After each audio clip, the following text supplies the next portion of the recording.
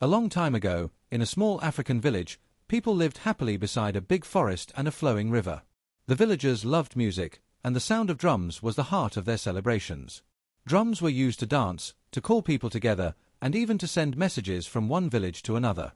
But in this village, there was one very special drum. It was called the talking drum. Long ago, it had been carved from the oldest Iroko tree in the forest and blessed by the ancestors.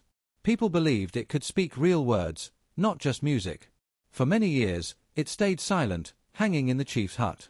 The elders said it would only speak when the land was in great danger. One evening, during the harvest festival, the villagers gathered to dance and eat. Suddenly, the talking drum began to hum softly inside the chief's hut.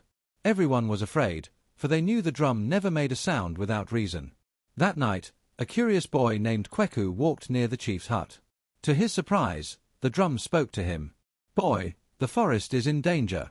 Strangers are coming with axes to cut down the sacred Iroko trees. If they fall, the river will dry, and your people will suffer." Kweku was shocked. He was only a boy, and he knew the elders would not listen to him.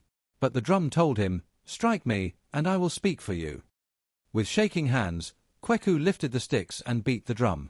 To everyone's amazement, instead of music, the drum spoke in a loud, clear voice. "Protect the forest. Save the Iroko trees." The villagers stopped dancing. Even the chief was stunned. Some people thought it was magic, but soon hunters returned from the forest with news. They had seen strangers camping with sharp axes near the sacred trees. The danger was real.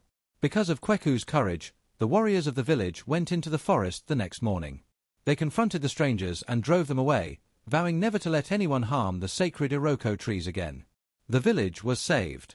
The people praised Kweku for his bravery. The chief offered him gifts, but Kweku refused, saying, "I only listen to the drum. The wisdom belongs to our ancestors." From that day on, the talking drum was never feared again. It sang during celebrations, warned during danger, and reminded the people to protect the land. But only those with a pure and brave heart, like Kweku, could make it speak.